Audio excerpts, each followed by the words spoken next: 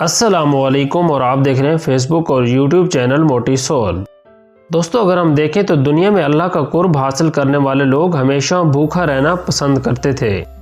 بظاہر تو بھوک کمزوری پیدا کرتی ہے لیکن حقیقت اس کے برعکس ہے۔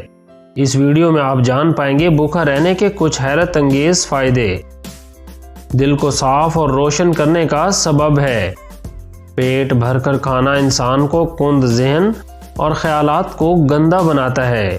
آپ صلی اللہ علیہ وسلم نے فرمایا، قلیل مقدار میں کھانے سے اپنے دل کو زندہ رکھو اور بھوک سے پاک کرو تاکہ صاف اور رفیق ہو جائے، اور فرمایا جو بھوکا رہتا ہے اس کا دل تیز اور سمجھ بڑھ جاتی ہے۔ حضرت شبلی قدس سرہ فرماتے ہیں کہ کوئی دن ایسا نہیں گزرا کہ جب میں نے اللہ کے لیے بھوک برداشت کی ہو اور میرے دل میں تازہ حکمت اور بصیرت پیدا نہ ہوئی ہو۔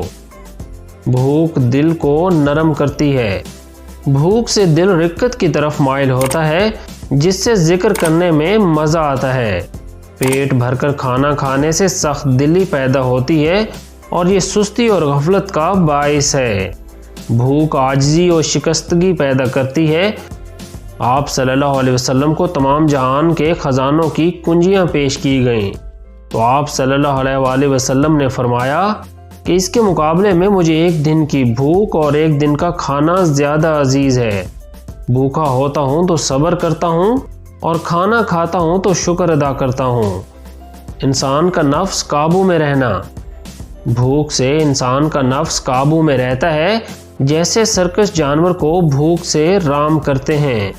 گناہوں کا سبب شہوت ہے اور شہوت کا سبب شکم سیری یعنی پیٹ بھر کر کھانا کھانا۔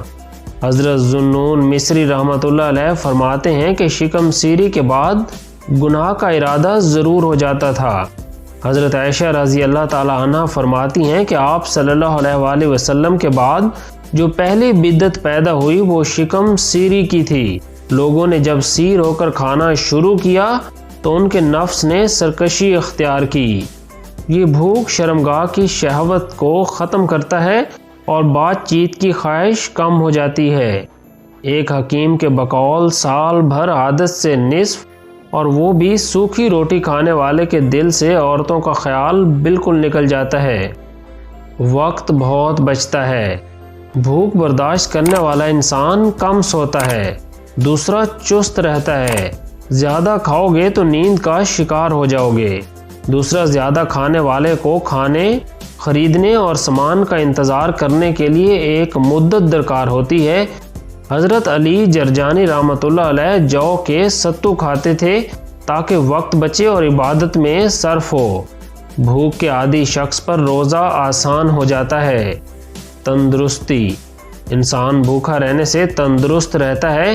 بیماری کی تکلیف، دوا کا خرچ، ڈاکٹر کے نخرے، کڑوی دواؤں کے صدمات سے آدمی محفوظ رہتا ہے۔ حدیث پاک میں ہے روزہ رکھو تاکہ تندرست رہو۔ خرچ کم ہوتا ہے۔ کم کھانے والے کا خرچ بھی کم ہوتا ہے اور زیادہ مال کی خواہش بھی نہیں ہوتی۔ حرام مال سے بچنا آسان ہوتا ہے۔ کسی سے قرض مانگنے سے بہتر ہے اپنے پیٹ سے قرض لیا جائے کہ اسے بھوکا رکھا جائے۔ صدقہ کرنا آسان ہو جاتا ہے۔ جس کو پیٹ پر قدرت حاصل ہوتی ہے وہ صدقہ دینے، لوگوں پر خرچ کرنے اور لوگوں پر شفقت پر قادر ہو جاتا ہے۔ آپ صلی اللہ علیہ وسلم نے ایک پیٹو کو دیکھا تو فرمایا کہ پیٹ میں بھرنے کی بجائے تو صدقہ کر دیتا تو زیادہ بہتر ہوتا۔ امید کرتا ہوں یہ ویڈیو آپ کو پسند آئی ہوگی۔ اسے اپنے دوستوں کے ساتھ شیئر ضرور کریں اور چینل کو بہتر کرنے کے لیے اپنی تجاویز کمنٹ میں لکھ کر ضرور بتائیں۔ پاکستان پائندہ باد۔